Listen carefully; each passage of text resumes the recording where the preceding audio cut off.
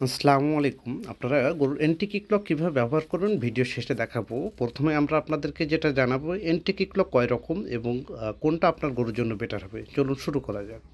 Anti-kick lock একটা ছোট একটা বড়, তাহলে আপনার গরুর জন্য কোনটা ভালো হবে, এটা হলো মূল বিষয়। এখন প্রশ্নটি হলো যে এন্টি-কিক লক তখনই আপনার জন্য বেটার হবে যখন আপনার গরুটা সঠিকভাবে সেট হবে। এখন যদি এমনটা হয় যে এন্টি-কিক লক আপনি নিলেন কিন্তু আপনার গরুতে ভালো সেটিং হচ্ছে না, তাহলে আপনার সেটা আপনার জন্য বেটার না। আপনি যে কাজের উদ্দেশ্যে নিচ্ছেন সেটা তো তখনই বাস্তবায়ন হবে যখন আপনার এটা সঠিকভাবে সেটিং করা সম্ভব হবে।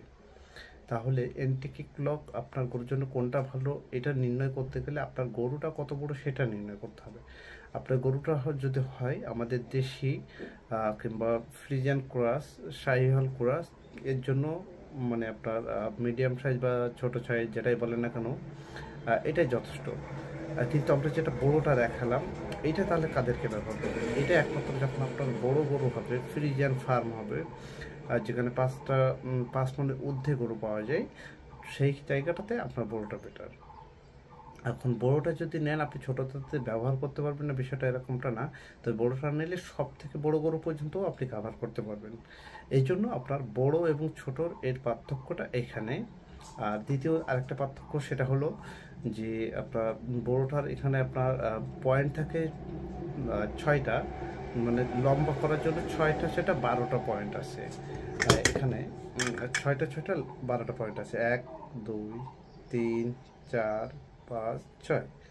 আর ছোটোটাতে আছে 5টা 10টা পয়েন্ট আছে, 1 2 3 4 5। এখন তাহলে এই যে 6টা আর মানে আপনার 5টার যে পয়েন্টের এখানে দুই পাশে এই অংশটা থাকে 5টা এবং 6টা। এখানে ছোট বড় করে দেখা যায় যে কোনো গরুতে আপনি ইউজ করতে পারবেন। তাহলে আপনার বড় টানেলটি ছোটো করতে ব্যবহার করা যাবে না, বিষয়টা এরকম না, অবশ্যই ব্যবহার করা যাবে, কারণ ওইটাও যতটা ছোট করা যায় এটাও ততটাই ছোট করা যায়। কিন্তু আমরা ছবিতে দেখানোর জন্যই শুধুমাত্র আপনার এটার একটা পয়েন্ট বাড়িয়ে রেখেছি, যাতে দেখা যায় যে আপনি দেখলে যখন মনে করেন যে না এটা একটু বড়, এটা যেন ছবিতেই বোঝা যায়। এর জন্য আশা করি আপনাদেরকে বিষয়টা বোঝাতে পেরেছি। বালতি লাগবে, এটা বালতি লাগবে, হাড়ি বানাতে আমি তেল করতে এই সুজিদার মধ্যে যাই একটু বা বালতি এই কাছে নাকি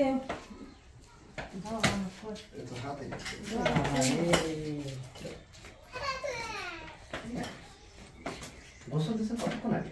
একটু আগে দেবে, সে সদবত মিলেই না কি করবে, তাই ওই দেখো এখন তাই ওই দিন দাদা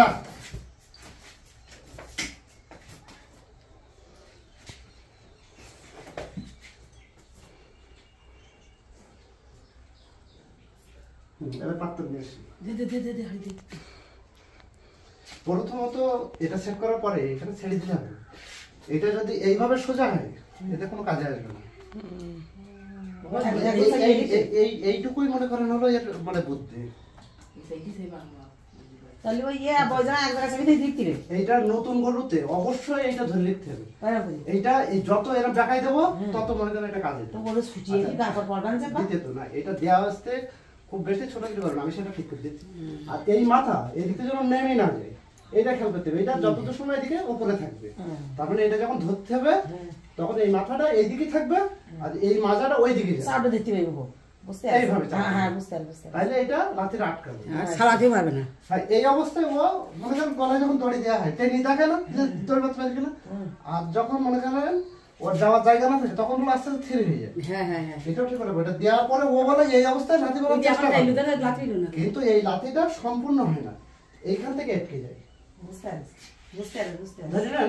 এইটাতে যদি আমি নিচের দিকে টানি লেগ দিছে কেন লেগ দিছে না ওই জায়গায় বেঁধে দিচ্ছে, ঠিক ওই রকম এইটাতে যদি এইদিকে টানি আসতেছে এই লাঠিটা এই পাটা ওই জায়গা থেকে টান পড়ে এইটা আটকে থাকে।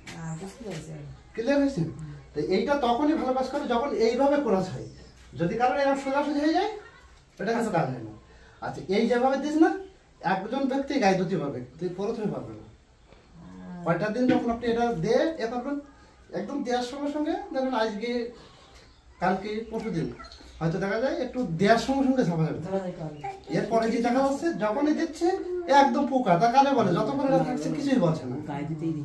বিষয়টাকে ক্লিয়ার রাখবেন যে সব দেখা যাচ্ছে কিনা। হ্যাঁ বুঝতে পারছি। ওইটাতে গরু এবং গাই দোয়া দুটোই দেখা যাচ্ছে। হ্যাঁ বুঝতে আস্তে আস্তে প্রথম ও কিন্তু চেষ্টা করবে এটা সাবধান দেখতে হবে। এই চেষ্টা করবে, এই চেষ্টাটা ও করবে, কিন্তু এটা ব্যর্থ হবে।